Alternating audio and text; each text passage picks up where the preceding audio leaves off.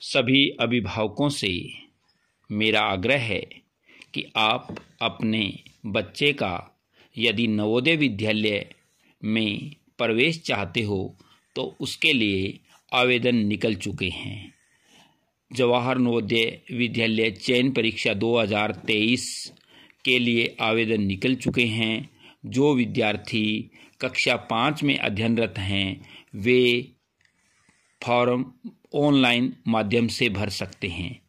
अब आपको दिखा रहा हूं मैं कि नवोदय विद्यालय की जो वेबसाइट है उसके लिए आपको फॉर्म भरने के लिए क्या करना होगा। सबसे पहले हम गूगल के माध्यम से नवोदय विद्यालय gov.in की वेबसाइट पर जाएंगे। ये इनकी ऑफिशियल वेबसाइट है navodaya.gov.in। जैसे ही इस पेज को आप ओपन करोगे तो आपको दिखाई देंगे ये इस प्रकार से 3 लाइनें जो लाल रंग में अंकित हैं। सबसे पहले कि आप एडमिशन नोटिफिकेशन टू क्लास 6 इन जवाहर नवोदय विद्यालय 2023-24 मतलब एडमिशन के लिए जो नोटिफिकेशन है अगर उसको आप देखना चाहते हो, उसे पढ़ना चाहते हो और वैसे पढ़नी भी चाहिए तो ये नोटिफिकेशन को आप पढ़ सकते हो। अगर आपने प्रोस्पेक्ट्स देखना है तो उसके लिए आप दूसरी लाइन का प्रयोग करेंगे।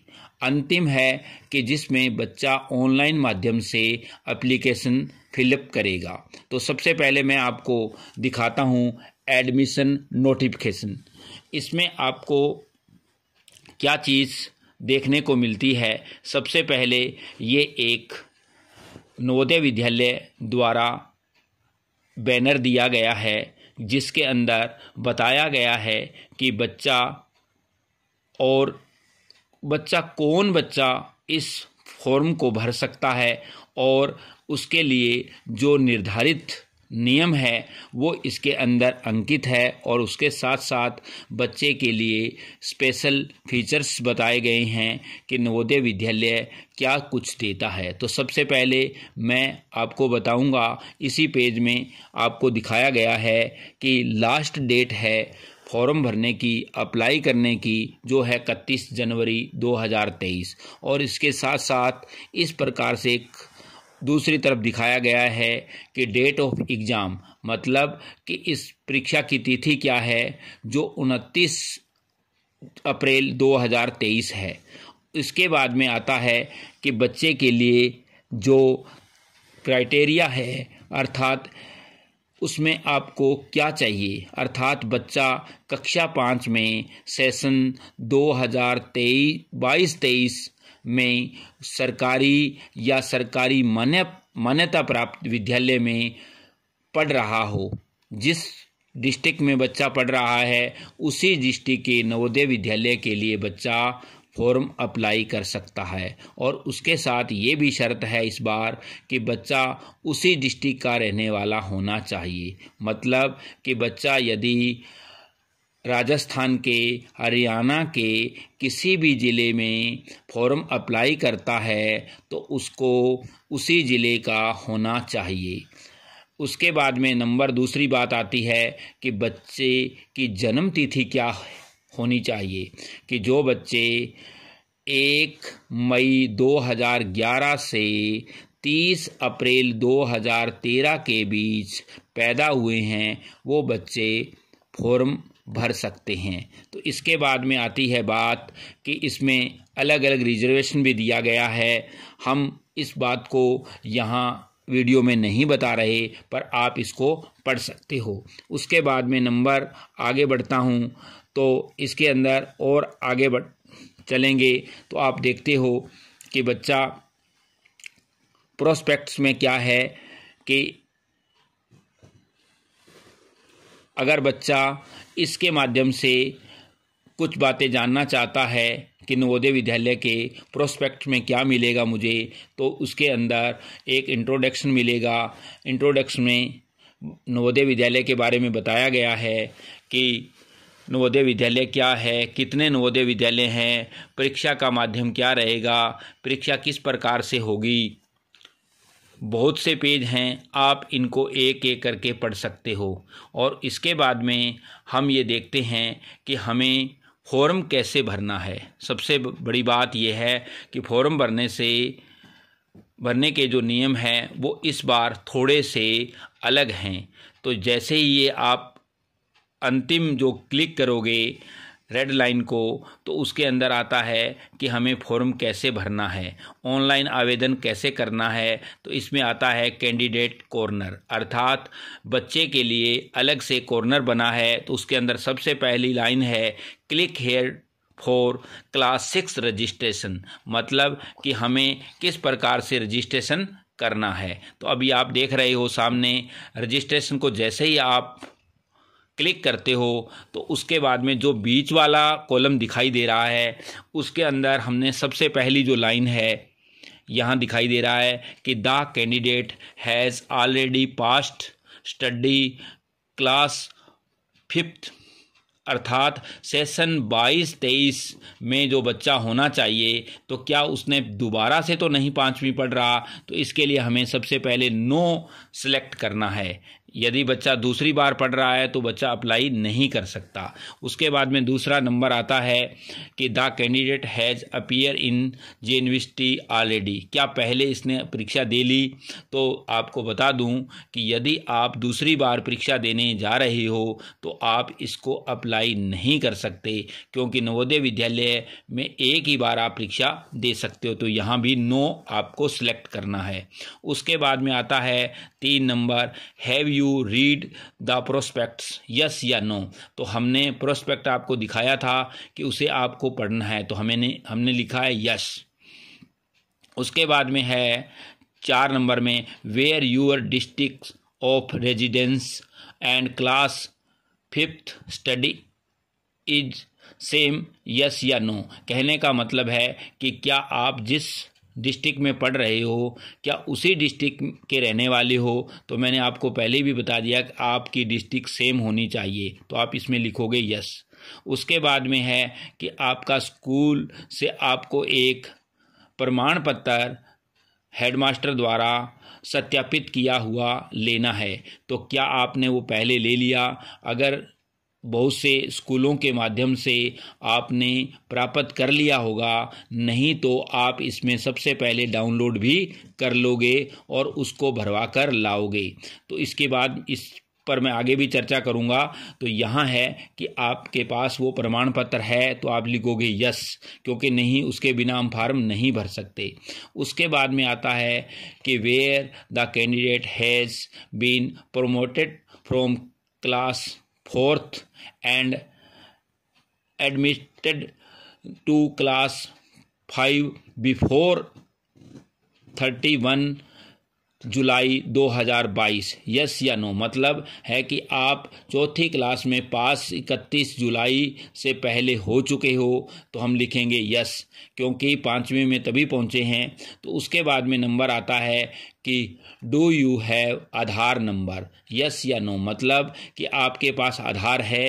तो आजकल सभी के पास आधार है। और इसके अंदर भी एक बहुत बड़ी बात है कि अगर आप नो करोगे तो आपको आगे इस पर चर्चा करूंगा। तो पहले सबसे पहले आप यदि जो बच्चे यस करते हैं और जिनके पास है तो वो यस लिखकर अपना आधार नंबर इसमें अंकित करेंगे। जैसे ही आप आधार नंबर अंकित करेंगे तो आपको सबमिट करने के लिए कहेगा, नहीं तो ये सबमिट नहीं आएगा। क्योंकि अगर हम देख रहे हैं कि हम इसके अंदर एक आधार नंबर डाल रहे हैं और आधार नंबर डालने पर ही सबमिट का बटन आ रहा है।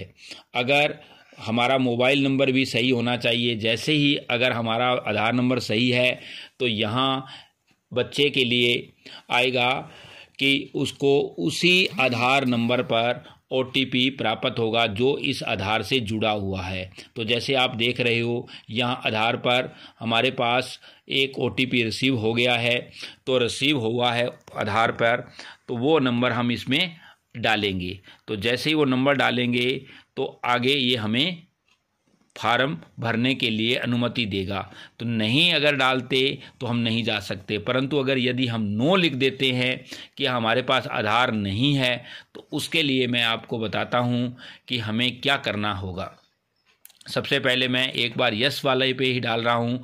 जैसे ही मैं डालता हूँ तो ये हमारे को फार्म भरने के लिए अनुमति नहीं दे रहा, क्योंकि हमारा जो आधार नंबर था वो उम्र के अनुसार नहीं था। तो अब हम क्या करते हैं, वही नंबर डालते हैं, वहीं पर आते हैं और हम कहते हैं कि हमारे पास आधार नहीं है, नो लिखा है हमने। जैसे हम नो लिखते हैं तो ये हमें कहाँ ले जाता है कि आप के माता पिता अर्थात बच्चे के अभिभावक के माता पिता का हमें रिहायशी अर्थात निवास प्रमाण पत्र अपलोड करना होगा। मतलब मेरी बात समझ गए होंगे कि आप जिस ज़िले में रह रहे हो उसमें आप निवास प्रमाण पत्र बनाओगे, और निवास प्रमाण पत्र बनाने के लिए आपको सक्षम अधिकारी के पास जाना होगा। सक्षम अधिकारी के पास जाओगे, उससे पहले अपने ग्राम के सरपंच से, लंबरदार से लिखवाना होगा, फिर पटवारी रिपोर्ट करेगा और फिर आप जाकर अपना निवास प्रमाण पत्र बनाओगे। जब निवास प्रमाण पत्र बनाओगे तो फिर यहाँ आपको एक अपलोड करना होगा। पहले ही हम अपने पास रख लेंगे। जैसे सबसे पहले हमारे पास बच्चे की फ़ोटो होनी चाहिए, अर्थात अभ्यर्थी की फ़ोटो होनी चाहिए। अभ्यर्थी की जो फ़ोटो होगी वो 10 से 100 KB के बीच होनी चाहिए। उसके बाद में बच्चे की अर्थात अभ्यर्थी के हस्ताक्षर की इमेज हमारे पास होनी चाहिए, वो भी 10 से 100 KB के बीच में। उसके बाद में अभिभावक के हस्ताक्षर होने चाहिए, वो भी 10 से 100 KB के बीच में। चौथा नंबर आता है माता पिता और उम्मीदवार अर्थात जो अभ्यर्थी है उसके द्वारा हस्ताक्षरित और हेडमास्टर द्वारा सत्यापित प्रमाण पत्र, जो सर्टिफिकेट के नाम से आप डाउनलोड कर सकते हो या नवोदय विद्यालय से आकर ले सकते हो। वो फार्म आपके पास स्कूल से अटेस्टेड करवाकर, स्कूल से पूरी तरह से भरवाकर उस पर बच्चे की फ़ोटो लगानी है, बच्चे के साइन करवाने हैं, पिता के साइन करवाने हैं और हेडमास्टर से सत्यापित करवाना है। वो उसकी भी आपको इमेज बनानी है, वो 50 से 300 KB के बीच में होनी चाहिए। उसके बाद में मैंने पहले भी बता चुका हूँ कि यदि आपके पास आधार नहीं है तो आप सक्षम अधिकारी से माता पिता का, बच्चे का नहीं, इसमें माता पिता का निवास प्रमाण पत्र बनाकर ले आओगे और उसे भी अपलोड करना होगा, तो उसकी इमेज अपने पास रख लोगे। ये बात मैं इसलिए बता रहा हूँ कि अभ्यर्थी का आधार और निवास और बच्चे का स्कूल, जो स्कूल है, विद्यालय है, वो एक ही ज़िले में होने चाहिए। अर्थात अध्ययनरत बच्चे का कक्षा 5वीं का स्कूल उसी ज़िले में है, इस बात को आप जारी रख सकते हो, तभी आप फार्म भर सकते हो। उसके बाद में आते हैं कि सबसे पहले हम जवाहर नवोदय विद्यालय कक्षा 6 के लिए जो अगला पेज आया है हमारे पास, जब हमने OTP डालने के बाद में अगला पेज खुलेगा तो उसके अंदर हम सबसे पहले दिखाएंगे कि बच्चा है वो किस राज्य का है, क्योंकि ये बात हम जैसे ही भरेंगे इसके अंदर आता है कि बच्चे का राज्य, अर्थात हमने हरियाणा सेलेक्ट किया है तो हरियाणा इसके अंदर आ जाएगा। जैसे हरियाणा सेलेक्ट करेंगे तो ये हमारे से पूछेगा कि बच्चा किस ज़िले में पढ़ रहा है, तो हम उसको ज़िले अर्थात पंचकुला को हमने सेलेक्ट करेंगे। मान लो हमारा ज़िला पंचकुला है, हम पंचकुले को सेलेक्ट करेंगे। उसके बाद में ये पूछता है कि बच्चा पंचकुला के किस ब्लॉक का रहने वाला है, अर्थात उसका स्कूल किस ब्लॉक का है, रहने वाला कहाँ का हो वो नहीं, ब्लॉक कौन से स्कूल में पढ़ता है। तो हमने जैसे कहा कि मान लो इस ज़िले में 5 ब्लॉक है, हमने कहा बरवाला। तो जैसे बरवाला को हम चयन करते हैं तो ये हमारे से पूछता है कि उसमें उस गांव के स्कूल का नाम बताइए। तो अब उस विद्यालय का नाम बताइए। हमने लिख दिया GPS रामपुर लिख दिया है हमने। तो जैसे रामपुर लिखेंगे रामपुर, RM रामपुर। तो अब जब रामपुर लिखेंगे तो ये हमें ले जाएगा कि उम्मीदवार का नाम क्या है। अगला कॉलम होगा उम्मीदवार का नाम। हमने लिखा उम्मीदवार का नाम राम है। नाम क्या है? राम है। तो जैसे हम राम लिखेंगे,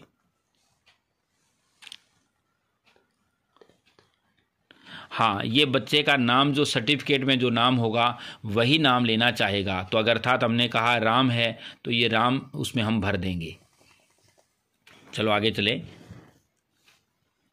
इसके अंदर हमारे से मोबाइल नंबर मांग रहा है, हम मोबाइल नंबर भर देंगे।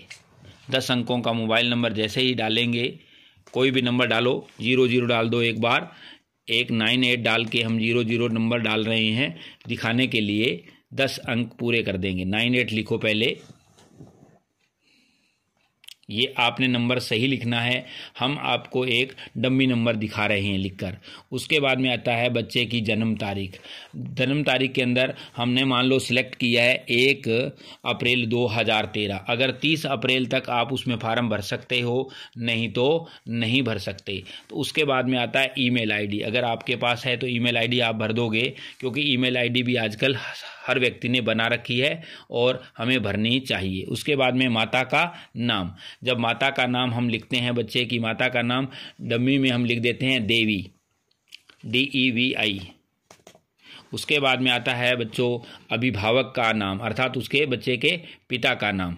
पिता के नाम में हमने लिख दिया है, जैसे कोई भी नाम लिख सकते हैं। उसके बाद में आता है गार्जियन नेम। गार्जियन नेम की आवश्यकता हो तो लिख दें, नहीं तो लिखने की आवश्यकता नहीं है। उसके बाद में पहचान चिन्ह, जो बच्चे का अगर कोई है जहां बच्चे की चोट लगी हो, तिल का निशान हो, उसको आप दिखा दोगे। उसके बाद में आता है, अगर आपने अभिभावक मैंने पीछे छोड़ दिया, अगर अभिभावक का नाम लिखा है तो उसके साथ हमारा संबंध क्या वो भी हमें लिखना पड़ेगा।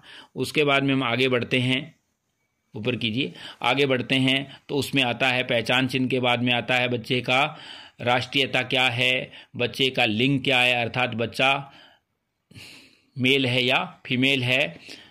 कहने का मतलब है जो तीनों कैटेगरी दी है उसको आप भरोगे।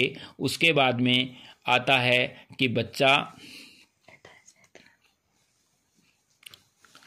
बच्चे का श्रेणी, अर्थात श्रेणी का मतलब है जनरल में, SC में, ST में, OBC में, जो भी कैटेगरी है उसको आप अंकित करेंगे। उसके बाद में अगर आप ये चीज़ भी ध्यान रखेंगे कि अगर आप SC, ST, OBC भरते हो तो आपको जब बच्चे का चयन हो जाएगा तो उसका प्रमाण पत्र देना होगा। तो पहले सोच लें, समझ लें और फिर ही भरें, नहीं तो बहुत से लोग भर देते हैं और बाद में उनके पास ये प्रमाण पत्र होता नहीं है। उसके बाद हम आगे बढ़ते हैं तो बच्चों यहाँ देना है आपको पूरा एड्रेस देने के बाद में पिन कोड लिखना है, जो भी आपके क्षेत्र का पिन कोड है उसको आप लिख दोगे। उसके बाद में बढ़ते हैं आगे। उसके बाद में परीक्षा का माध्यम मतलब हिंदी या इंग्लिश, दोनों में से आप किस में परीक्षा देना चाहोगे। उसके बाद में आगे बढ़ते हैं तो उसके बाद में अगर आप विकलांगता में आप क्लिक करते हो, विकलांग हो, तो आप इस कॉलम को करेंगे, नहीं तो आपको करने की आवश्यकता नहीं है। उसका भी आपके पास प्रमाण पत्र होना चाहिए। उसके बाद में आता है धर्म में आप जो चारों धर्म दिए गए हैं उनको सिलेक्ट कर लोगे। और इसके अंदर आजकल बहुत से धर्म हमारे भारत में है तो सबको दिखाया गया है, उनमें से आप एक को सिलेक्ट कर लोगे। उसके बाद में आगे बढ़ते हैं, क्योंकि आधार नंबर हमने लिख चुके हैं तो आधार नंबर लिखने की यहाँ आवश्यकता नहीं, अपने आप आ जाएगा। उसके बाद में माता पिता की वार्षिक आय कितनी है, इसमें आपकी आय जो है आप अपने हिसाब से लिख सकते हो और इसके अंदर ज़्यादा इसके ऊपर कोई टीका टिप्पणी नहीं की गई है। उसके बाद में आता है कि बच्चे का स्कूल, जहाँ 3री, 4थी और 5वीं कक्षा में बच्चा पढ़ा हो, तो इसमें भी आपके पास ये आता है कि आप सबसे बड़ी बात यहाँ पहले दिखाओगे कि बच्चा हरियाणा राज्य में आपने सिलेक्ट किया है तीसरी क्लास में, फिर उसका डिस्ट्रिक्ट क्या है, फिर उसका ब्लॉक क्या है, फिर गांव का नाम कौन सा है, फिर उसका स्कूल कौन सा है और क्या स्कूल रिकॉग्नाइज है या नहीं है, अर्थात मान्यता प्राप्त है या नहीं, तो इसमें भी आप भरोगे। क्योंकि अगर आप रिकॉग्नाइज स्कूल से हो तो ही फार्म भर सकते हो, नहीं तो नहीं भर सकते। उसके बाद में आता है स्कूल की स्थिति। इसका मतलब है कि स्कूल जो है वो किस लोकेशन में है। ये बहुत कॉलम बड़ा काम का है। इसमें अगर आप रूरल और अर्बन, शहरी और ग्रामीण, 2 कॉलम है, दोनों में से एक को सिलेक्ट करना है। तो ये बात मैं ज़रूर कहूँगा कि यहाँ अगर आप रूरल को सिलेक्ट करते हो तो आपके पास आपका जो बच्चे का अर्थात अभ्यर्थी का जो स्कूल है वो रूरल क्षेत्र में होना चाहिए। ये आप ज़रूर स्कूल से पूछकर और अपने स्कूल से निश्चित कर लें, क्योंकि नहीं तो आजकल बहुत से क्षेत्र ऐसे हैं जहां रूरल नहीं है पर लोगों को पता नहीं, तो वो अर्बन न भरकर रूरल भर देते हैं, तो बच्चे का चयन होने पर भी उनका प्रवेश नहीं हो पाता। उसके बाद में ये बिल्कुल इसके अंदर अपने आप लिखा हुआ है कि बच्चा ने तीसरी क्लास कब प्रवेश लिया और कब पास हो गया, तो इस कॉलम को आपको हिलाने की आवश्यकता नहीं। उसके बाद में हम बात करते हैं, वापस नीचे करो, वापस नीचे ऊपर कीजिए। हाँ, अब चौथी क्लास ऐसे ही भरोगे और उसके बाद में आता है तीसरी क्लास, फिर चौथी क्लास और फिर 5वीं क्लास। ऊपर कीजिए। हाँ, बस। तो ये जो चारों चीज़ें हैं, तीसरी क्लास, फिर चौथी क्लास और फिर 5वीं क्लास। 5वीं क्लास का बहुत सा चीज़ अपने आप भरी हो मिलेगी, क्योंकि हम पहले भी इस डाटा को भर चुके हैं। उसके बाद में जैसे ही हम आगे बढ़ते हैं तो आता है अंडरटेकिंग बाय कैंडिडेट और पेरेंट्स गार्जियन। मतलब अंडरटेकिंग दे रहे हो, जैसे मैंने पहले भी कहा था कि जब हम फार्म भरते हैं तो उसके लिए पहले हमारे से 3-4 क्वेश्चन ये करता है। तो 3-4 क्वेश्चन की ही अंडरटेकिंग है कि क्या हमने 5वीं क्लास दोबारा तो नहीं कर रहे, तो हमने नो लिखा था। क्या हमने इस पेपर को पहले तो नहीं दिया है, तो हमने नो लिखा था, क्योंकि अगर हम दोबारा देते हैं तो इसके लिए हमें नवोदय विद्यालय अनुमति नहीं देता और ऐसा फ्रॉड कार्य करना भी नहीं चाहिए। तो इसलिए आप नो में गए हो तो आपने दोबारा पेपर नहीं दे रहे होंगे। उसके बाद में आता है, ये जब चारों चीज़ें भर दोगे उसके बाद में आप अंडरटेकिंग के अंदर आते हो और उसके बाद में एक शपथ जो आपने ली है। उसके बाद में बहुत बड़ी चीज़ है कि यहाँ उम्मीदवार के लिए जो 4 चीज़ें आपने पहले से स्कैन में इमेज बना रखी है उनको डालना है। सबसे पहले आता है उम्मीदवार की फ़ोटो। सबसे पहले उम्मीदवार की फ़ोटो आप अपलोड करोगे, जो कितने में बताई थी, 10 KB से 100 KB के बीच में होनी चाहिए। उसमें डालोगे, अपलोड करोगे। उसके बाद में आते हैं उम्मीदवार के हस्ताक्षर।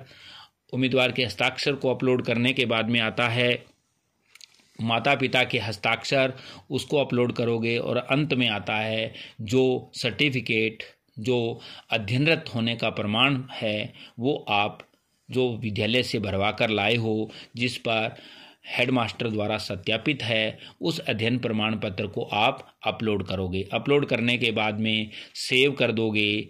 और अगर आप प्रीव्यू देखना चाहते हो तो आप पूरा फार्म भरा हुआ देख सकते हो। और उसके बाद में आप क्लिक करोगे तो फार्म अगले पेज पर चला जाएगा और उसके बाद में ये फार्म हम सबमिट कर देंगे। सबमिट करेंगे तो इसका एक प्रिंट आउट भी हम ले लेंगे। इस प्रकार से हम नवोदय विद्यालय का कक्षा 6 में प्रवेश के लिए एक फार्म भर सकते हैं। तो मेरा आप सभी से आग्रह है कि जो विद्यार्थी इस फार्म को भरना चाहते हैं वो समय रहते फार्म पूरा करें, फार्म भरवा लें और सही जानकारी देते हुए फार्म को तुरंत 31 जनवरी से पहले फार्म को सबमिट कर दें। परीक्षा की तिथि एक बार फिर बताऊंगा, 29 अप्रैल 2023 है। सभी इस बातों का पालन करते हुए नवोदय विद्यालय में अपने बच्चों को प्रवेश के लिए फार्म भरवाएं, क्योंकि ये एक ऐसी संस्था है जो सर्वश्रेष्ठ संस्था है उसमें आपका बच्चा कक्षा 6 से 12 तक के लिए पढ़ सकता है। अब ये फार्म आप फ्री एंड कॉस्ट, कोई बिना पैसे से फार्म भर सकते हो। मेरा तो निवेदन है कि आप इसे अपने घर बैठे मोबाइल के माध्यम से, लैपटॉप के माध्यम से, डेस्कटॉप के माध्यम से भी भर सकते हो। नहीं तो अपने नज़दीक नवोदय विद्यालय में जाइए और वहाँ हेल्प डेस्क बना हुआ है, वहाँ से भी फार्म भरवा सकते हो। इन्हीं शब्दों के साथ सभी का धन्यवाद।